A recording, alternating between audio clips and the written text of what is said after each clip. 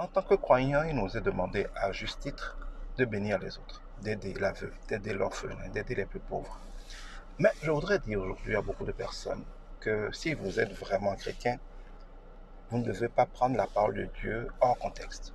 La Bible est un tout, la parole de Dieu est un tout. On l'a décomposé en versets pour nous aider à nous y retrouver, mais il faut le prendre dans son ensemble. Prenez la parole de Dieu dans son ensemble pour ne pas vous faire induire en erreur.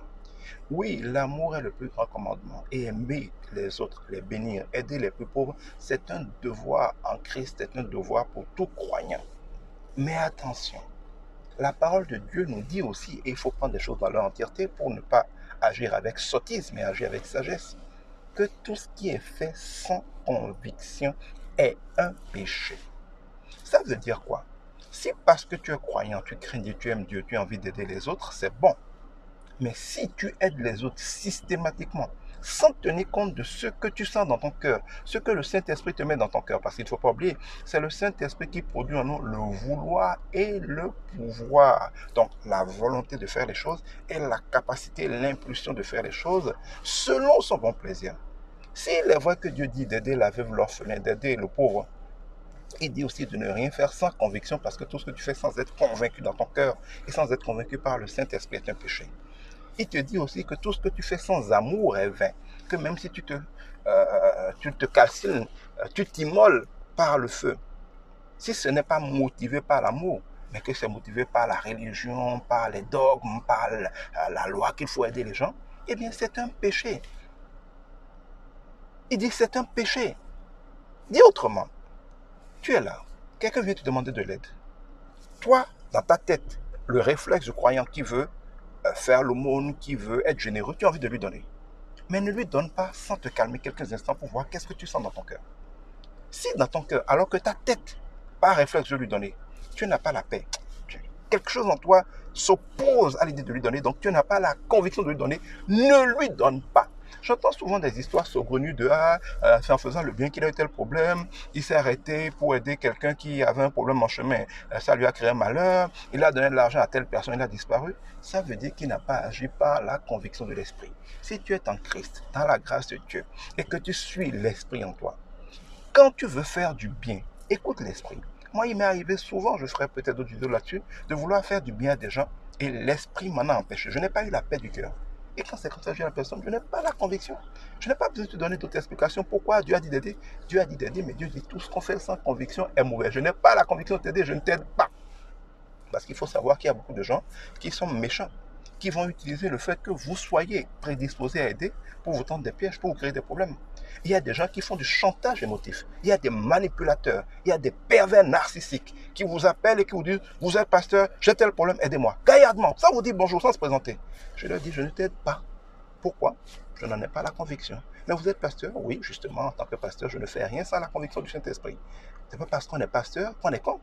Dieu ne serait pas honnête de dire à ses enfants, aider les gens, sans leur donner les moyens de discerner le cœur des gens. Il y a des gens qui t'appellent, tu sens qu'ils sont simplement des escrocs, qui se disent, bon, pour escroquer un pasteur, il vaut mieux le prendre par le côté amoureux. Il y a des gens qui t'appellent dans le genre, bon, lui, il a l'argent, vrai ou faux, c'est encore une autre histoire, et donc je vais aller en bouffer un peu. Mais ces gens-là, pour pouvoir avoir ma part, il faut le prendre sur le côté des sentiments. Mais le Saint-Esprit révèle à ses vrais enfants votre cœur. Vous allez voir, quand Jésus parlait avec les gens, il pouvait leur dire, toi, tu es en train de te dire telle chose. Pourquoi vous vous dites telle chose? Moi, ça m'arrive tous les jours, quand je suis en réunion avec mes collaborateurs en réunion, j'ai cette grâce-là, je lis dans le cœur des gens. Et c'est l'une des raisons pour lesquelles j'ai la grâce de l'enseignement. Quand je suis en train d'enseigner devant un public, vous allez voir que des fois, les gens veulent poser des questions. Je dis souvent, un instant, laissez-moi finir ma pensée. Mais en général, le temps de finir mon développement, quand je leur redonne la parole pour répondre, pour me dire quelle est leur question, ils disent, vous avez déjà répondu à ma question. Ça veut dire que Dieu m'a fait cette grâce que pendant que j'enseigne, pendant que je parle à des gens, je lis dans leur cœur. Je sais en direct qu'est-ce qu'ils se disent à chaque chose que je dis.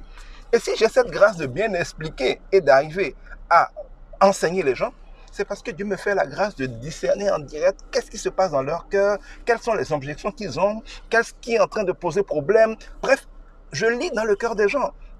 Ce n'est pas une capacité personnelle, mais c'est une grâce de l'Esprit de Dieu en moi. Donc, quand quelqu'un m'appelle comme ça, arrive tous les jours, est peut-être un escroc, est un pervers narcissique, est un jaloux, est un méchant, est quelqu'un qui n'est pas dans le besoin réel. Tu dis, je veux me marier, pasteur, je veux me marier, je n'ai pas d'argent, venez m'aider à payer ma dot. Mais tu es un irresponsable. Si tu n'es pas capable de payer une dot, tu n'es pas capable de te marier. Si tu n'es pas capable de payer ta dot, comment tu vas entretenir ta femme? Comment tu vas entretenir tes enfants? Au nom de quoi, moi, je viendrais payer une dot pour toi parce que toi, tu veux te marier alors que tu en es manifestement irresponsable. C'est pas un garçon qui se marie, c'est un homme qui se marie pour pouvoir besoin de sa famille. Si tu n'es pas en situation de pouvoir besoin de ta famille, tu n'es pas en situation de te marier. Et si je t'aide à te marier, je suis irresponsable, ce n'est pas de l'amour. La Bible dit dans Corinthiens 13 que l'amour ne se réjouit pas de l'injustice. L'amour dit la vérité. L'amour ne cautionne pas le mal. Si j'aime quelqu'un qui est en train de prendre un mauvais chemin, je lui dis stop, je ne l'aide pas à le prendre. Si j'aime quelqu'un, je lui apprends à pêcher, je ne lui donne pas du poisson. S'il a faim, que je vois que de bonne foi, il a faim, il ne peut rien faire, je vais lui donner ponctuellement du poisson. Mais je ne serai pas dans l'amour en lui donnant tous les jours du poisson. Être dans l'amour serait de lui apprendre à pêcher. Mais si je me rends compte que tu es un paresseux, la Bible dit que la faim éduque le paresseux. Et que celui qui est sage, qui a une bonne autorité, doit encourager le bien et décourager le mal. Si je me rends compte que tu es un paresseux, tu ne veux rien faire, tu es un fainéant, tu ne veux pas marcher avec Dieu, tu ne veux pas soumettre ta vie à Dieu, tu prends des femmes, tu couches avec, tu fais des enfants, tu te crées des problèmes, tu ne veux pas changer ta manière de vivre, de penser, d'agir, tu ne veux pas te mettre sous l'autorité de Dieu pour que Dieu te bénisse, mais tu crois que tu peux aller de personne en personne mendier. Si j'ai la conviction que c'est ça ton état d'esprit, l'amour m'empêche de t'aider et j'assume que je ne t'aide pas. Selon que Dieu me donne la conviction, je peux te l'expliquer. Sinon, je dis simplement, je n'ai pas la conviction de t'aider, point final. Et je n'ai pas d'explication à te donner. Et je n'ai aucun état d'âme. Je ne me sens pas coupable. Je voudrais vous dire, ce n'est pas parce que vous êtes croyant que vous devez accepter n'importe quoi, ni faire n'importe quoi. Agissez avec sagesse. Agissez avec l'amour véritable. Agissez par conviction de l'esprit. Ne faites pas parce qu'on vous a manipulé. Ne faites pas parce qu'on veut vous pousser à faire. Si quand on vous demande de faire quelque chose, vous n'avez pas la paix du cœur avec, priez. Évidemment, plus vous avez de l'expérience, plus ça, vous avez la conviction rapidement. Moins vous avez de l'expérience, plus il va falloir demander un peu à Dieu pour avoir. Mais si vous n'avez pas la conviction d'aider quelqu'un, ne l'aidez pas. Il m'est arrivé des cas où des gens voulaient que je les aide, mais Dieu m'a dit non. Je lui ai dit simplement, regarde, j'ai l'argent que tu demandes, mais je ne donne pas. Je n'ai pas la conviction.